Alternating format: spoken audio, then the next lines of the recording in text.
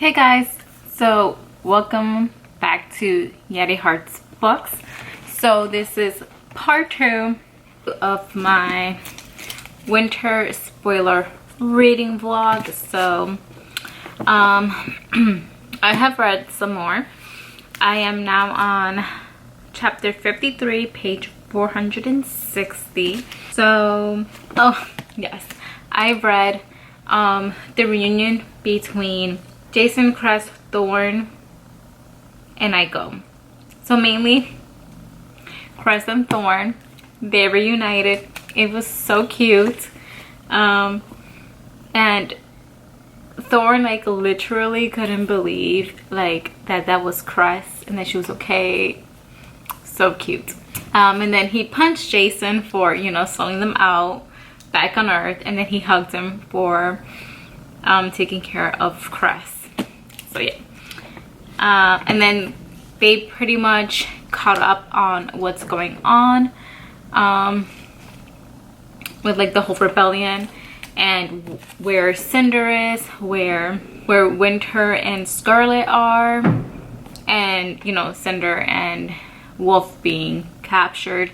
Then I read the part where Cinder, well, I just read that part where Cinder kind of like has a conversation. She's trying to escape the cell that she's in with Audrey and Pearl, and they have a conversation about like why Levana took them, and they were obviously being annoying because they hate Cinder. And then Audrey had the nerve to say that Cinder didn't try to save Peony. She honestly thought that the Cinder just gave the antidote to the little boy, and that she didn't try to give to Peony. Yeah, to Peony. And I'm just like, she's so annoying. Then what I just read was the trial, the 2 trials. So Audrey was tried for like conspiracy against the crown, and then they think that she knew that her husband, aka Cinder's stepfather, like the device that he created so that Lunars can manipulate people without glamour, and the opposite. Yeah, and then Earthens not being able to be manipulated by Lunars. She thought that she knew all about it, but she was like, oh no, I didn't. And then she was like, oh, to prove this, like denounce Cinder and say you're like on my side. And she's like, yes, 100%. I don't know this thing.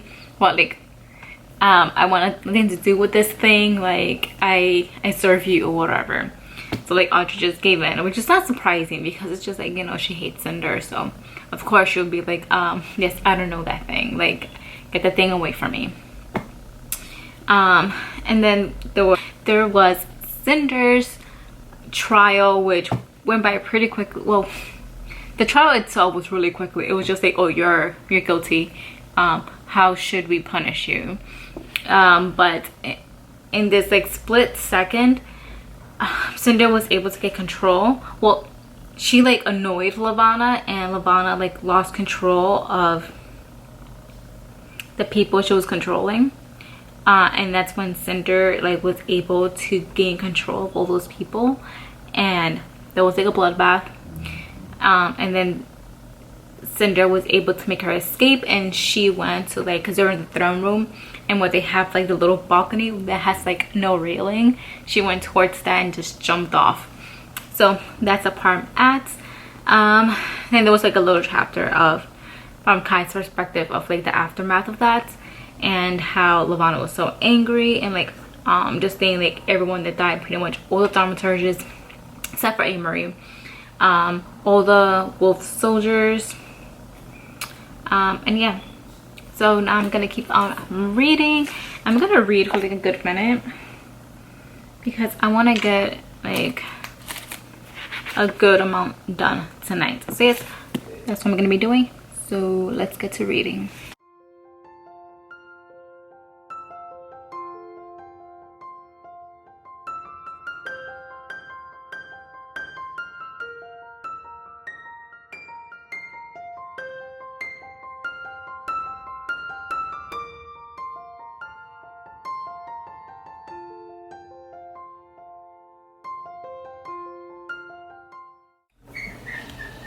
I just had to like do a little update because I got to one of my favorite lines that I remember reading the first time. So Cinder, her cybernetic hand and leg aren't working because, you know, she was in the water. So they're trying to figure out what's wrong with her and how to fix her, right? So then Thorn is like, it says Thorn glance, oh, and they like broke into like this house to like hide out for a bit. So it says Thorn glanced back at the pantry. Did you see any rice in there? Maybe we could fill Cinder's head with it. Everyone stared at him.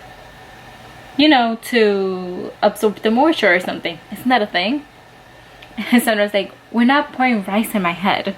And I know, like watching other like people's like reviews, that was a line that I remember from the first time reading it because that was so freaking funny, and I'm like, Thorn, really? And I know like for other people's reviews, a lot of people like find that line funny too. So yeah, anyways, I'm gonna keep reading. Okay, I'm about to start book 4, so I thought this was a good time to do another update. A lot has happened. Basically the main thing that that's happened is Scarlet and Winter, I'm finding some of the wolf soldiers in the lava tunnels and convincing them to join their side and help them take down Lavana.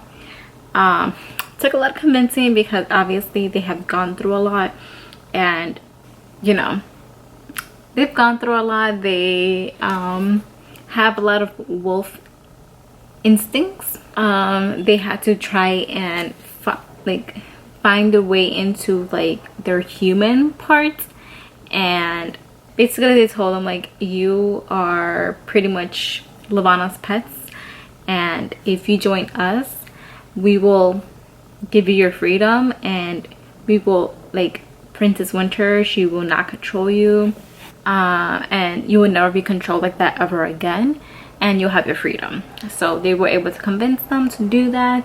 Now Lavana found out that Winter is alive. Yeah, like one of the things she says is, if only she had killed her years ago, before she became so beautiful, before she had become a threat.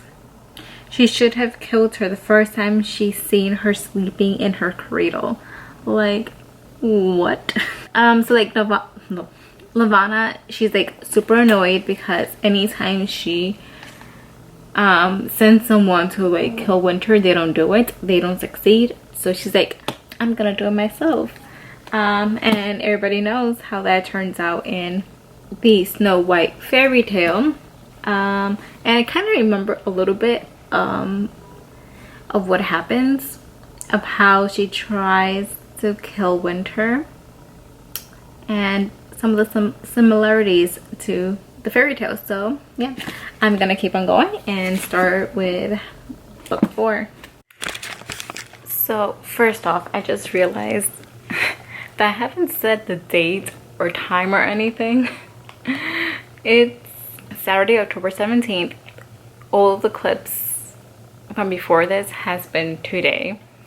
So Saturday, October 17th is 9:03 p.m. Yes, so I'm on page 604, chapter 72.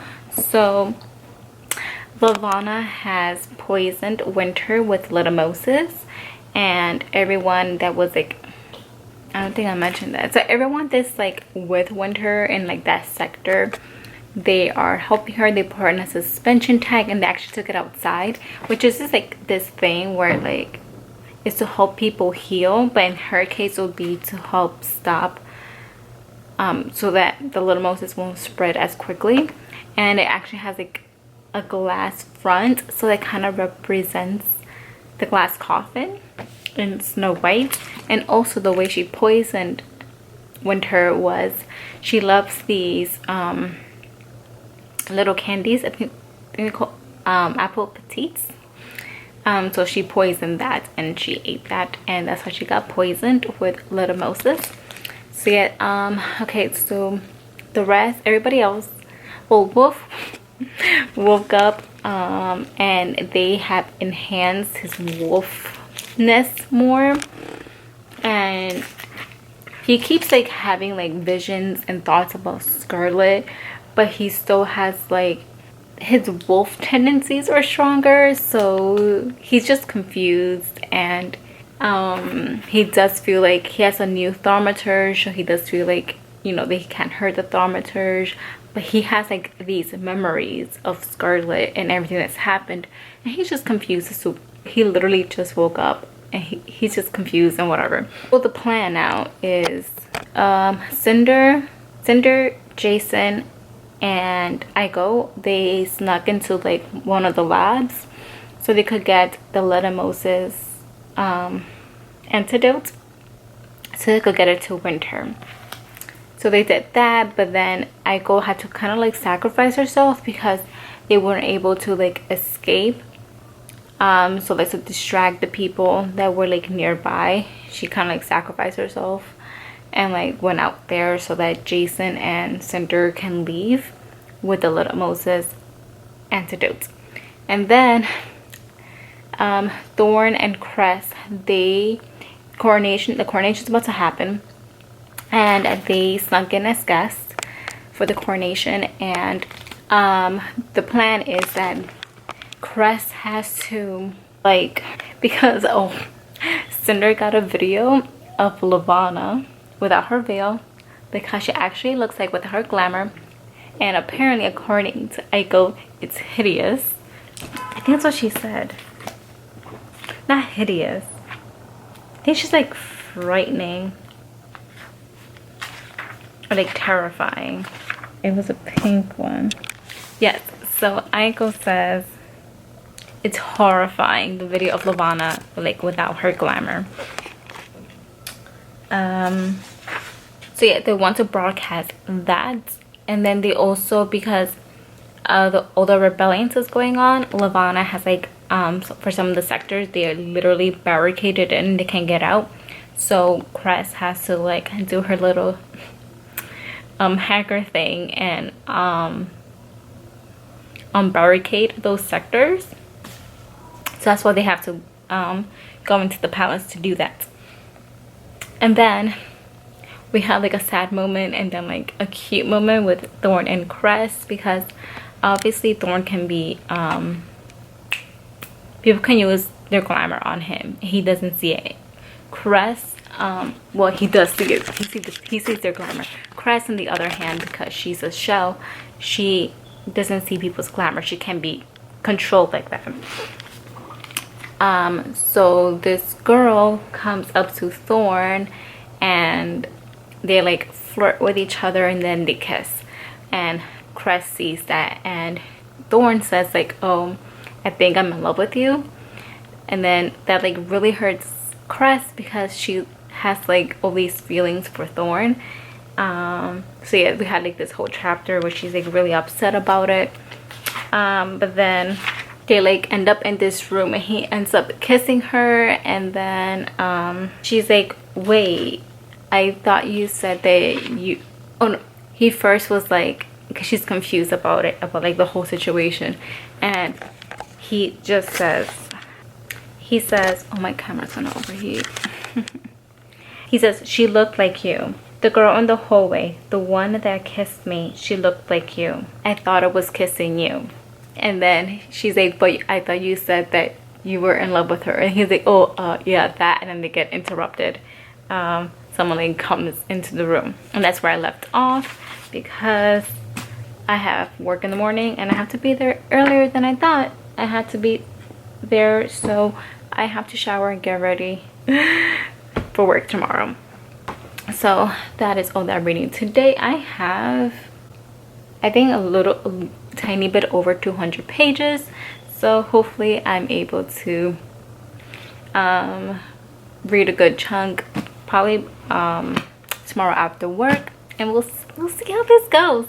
But loving my reread, excited to finish the last 200 pages and just get a refresher on how everything wraps up, because there are some things even in this book, even though this is the most recent one that I have read of the series, that I've forgotten. Oh, like the fact that Scarlet ends up getting Little Moses too because she gets near winter. Like, I completely forgot about that.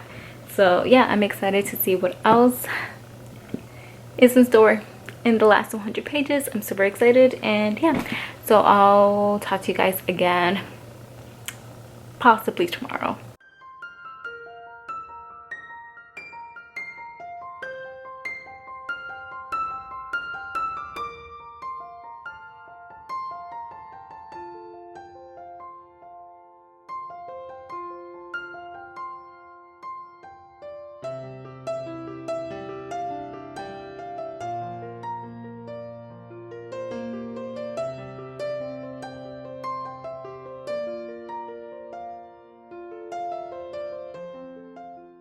Hey guys, so first, actually, let's start here.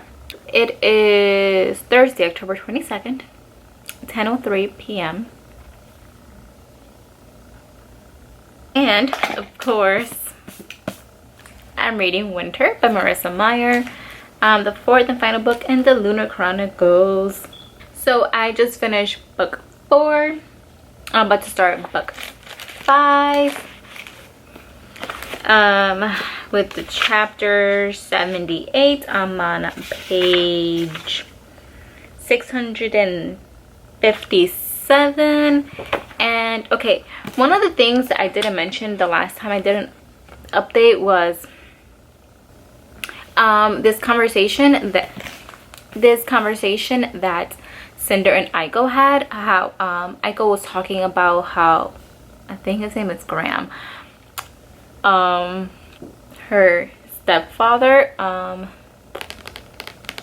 how back when Aiko was still an android, how he continued to do updates on her system, like system updates on her.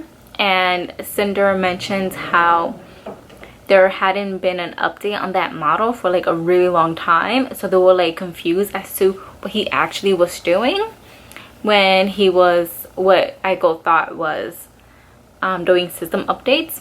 And I remember that we find out what he was doing, and it was something big, it was something really important, but I can't remember what it is. So I'm excited to find out what that is again, because I remember like being like, oh my god, that's what he was doing, that's what he put in Aiko.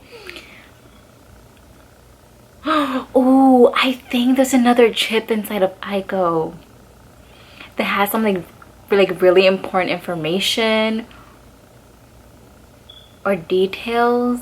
Oh, I think it's like the details on the device that he invented. I could be wrong, but I'm pretty sure that's it. But yeah, I'm excited to again find out what it is, because I remember I was like, the first time I read it, I was like, what? Okay, so what I have read, so Jason and Cinder, they got the antidote to help to save Winter and everyone else that was infected with Little Moses in that sector.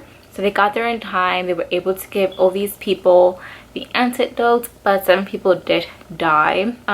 Winter is okay now, and Cress and Thorn being adorable.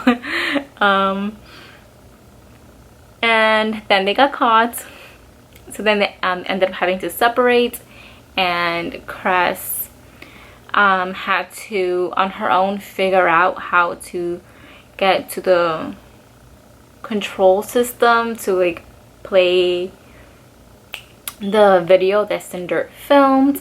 And luckily enough, she bumped into Kai, and he came up with a plan. He helped her get into the control room, but now the guards were already looking for her, so they went into the control room. She's hiding in the control room. She accidentally left Kai's port just laying there, and they found that, so she's like, crap, now they're gonna know that he helped me. Yeah, so then now they think that she's not in the room, but she's gonna come back because she left the port. So all the guards are looking for Cress, and the coronation is about to begin. And also Cress was able to open the barriers that were keeping everyone trapped in their sector. So now they're gonna like really start the revolution and like I guess like march to Artemisia, and a war is about to begin. So yeah, yeah, that's the update I have for right now. I'm gonna keep on reading. I just thought it was a good time to do like an actual update because I got to the end of a book. And I'll actually read book 5 because they each of the Lunar Chronicles books, they're like sectioned off into sections, and it's like a book 1, book 2, book you know, like that. So book 5, and it always has like a little quote that relates to the fairy tale that it's retelling. So for this one, book 5, it says, "The mirror answered, 'You, my queen, are fair, it's true, but the young queen is far more fair than you.'" So yeah, okay, that's the update I have for right now, and update you guys again once I've read some more. So I actually don't even know what time it is. I haven't looked at it. It's gonna be interesting. What time is it? It's the next day. It's Friday, October something. Wow. Yeah, I haven't looked at the time in a really long while. It's Friday, October 23rd, 2:54 a.m. There you go. Yes. And I finished Winter by Marissa Meyer. Okay, I think, okay, I'm gonna start off by saying, you know, this whole revolution / war happened, right? And one of the things that they that was like the main thing they had to do, and that was Cress's responsibility to do, was to get this video to play of that Cinder recorded of what Levana looks like without using her glamour.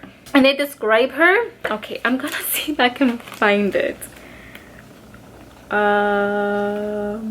Okay, I found the quote. So it says, "Beneath the glamour, her face was disfigured from ridges and scars, sealing shut her left eye. The destroyed skin continued down her jaw and neck, disappearing beneath the collar of her dress. Her hair was thinner and a lighter shade of brown, and great chunks were missing, where the scars had reached around the back of her head. More scars could be seen on her left arm, where her silk sleeve didn't hide them. Burns. They were scars created from burns." Okay, so I can see why they had to choose that to like tear Levana down, but it's kind of messed up that they used, because they had to use that to like pretty much break her, because after that, when we see her again after the video plays and we see her again in the throne room with Cinder and Thorn, she is like really like broken. And because obviously how she looks and how she made herself look to people was really important to her. And when we find out later on how she got all those scars and burn marks, it was a very traumatic event, which basically it was Queen Yari, her sister, who did it to her when she was learning how to use her gift.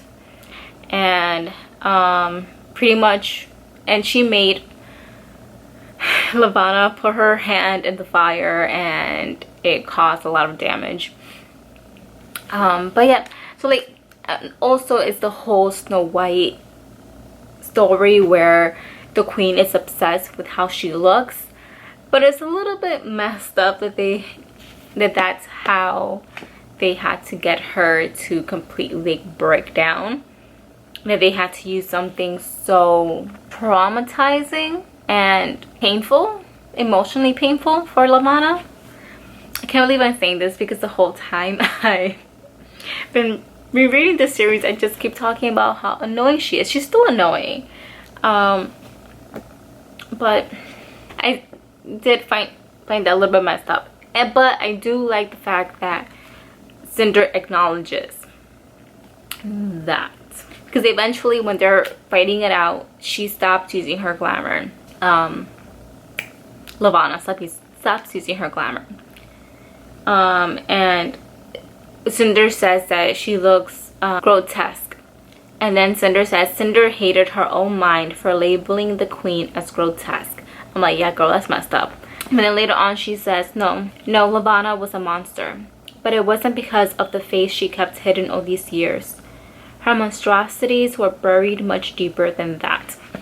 So yeah, so I do like the fact that she acknowledged that calling her grotesque was mushed up.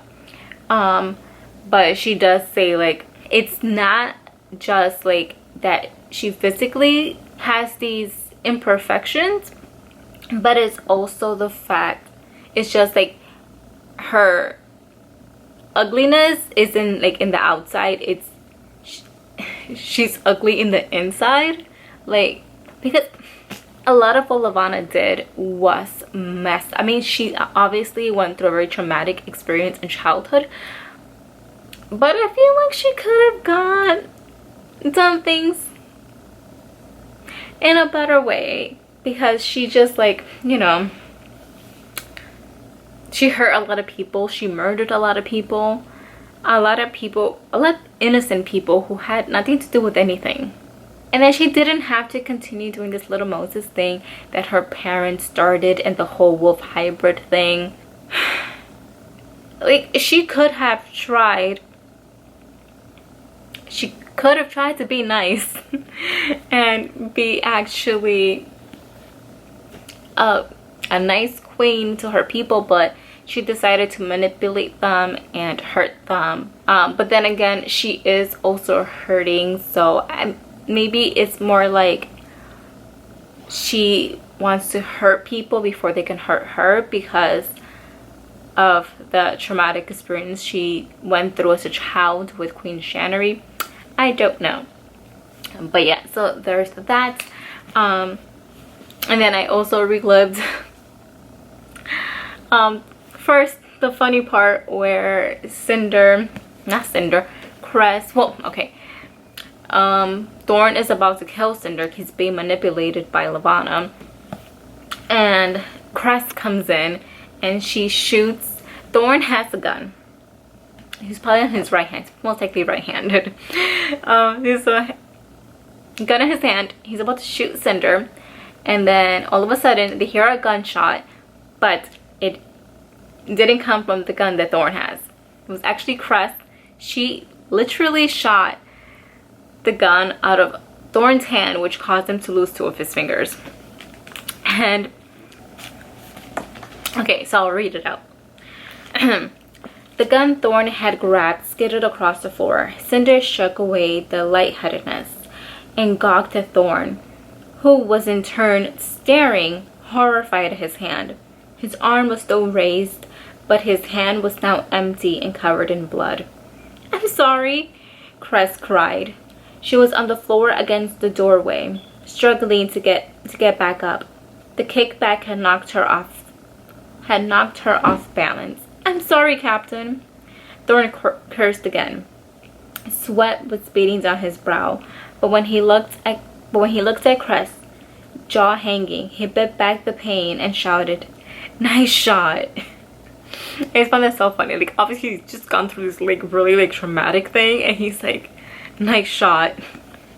But then it gets real dark, and Levana again uses her glamour to take hold of Thorn's mind, and he ends up stabbing Cress in the stomach. Yeah. So yeah, that was obviously blue because, you know, obviously they're in love with each other, and he literally just stabbed her in the stomach. And then it says, I think the part that got me was she gazed up at Thorn, and it was impossible to tell which of them was filled with more horror. Thorn's hand was still wrapped around the knife's hilt. And then later on, he's just like, I'm sorry, Thorn sobbed. All signs of his usual confidence were gone. I'm sorry, I'm so sorry. And I'm like, poor babies. Okay, so then there's more fighting. Wolf and Scarlet come in. Scarlet gets like knocked over somehow. And then Cinder tells Wolf, because she realizes that he stole the wolf that she knows, to help Thorn and Cress, because obviously Cress is like bleeding out. And then there's a part where she says like that Thorn looks like he wants to go towards Cress, but he doesn't trust himself to be near her because, you know, he's just stabbed her. I mean, it wasn't him, he was being manipulated, but still, he just had like this look at his face, like he wanted to like console her and like help her, but he didn't trust himself to be near her. And then again, more fighting. Celine well, her name is Celine. Cinder and Lavana are going at it. They both are controlling each other, making the other one put a gun to their head, to their own head. And eventually Lavana is like, fine, I give up. But then once Cinder lets her guard down, that's when Lavana stabs her. But I don't know, she somehow got killed. I think I missed that part. It just says the blast knocked Lavana away. I think somebody shot her. I don't even know. Well, Lavana didn't stab her. I mean, Lavana didn't shoot her, she stabbed her in the heart. Yeah, I think Kai shot her. Shot Lavana. I don't know who shot her. Somebody shot her, and that's how she dies. And then basically just the rest of it is just like wrapping everything up. Like where all our characters are. Everyone survived, thank God. But they didn't get away with like no scratches. Everyone is like pretty like messed up. Cress is in a suspension tank. Winter, because she used, oh, I didn't mention that, how Winter used, because Amory was trying to like force her to kill Jason. So she ended up using her for the first time in like a long ass time, used her glamour to control Scarlet and had Scarlet stab Amory 9 times. But like she used so much of her glamour and like controlling Scarlet that it took so much out of her, and she wasn't like, it made her mind even worse, and they ended up, she kept just like lashing out at people and being like kind of not abusive, like she was just lashing out on people and being whatever.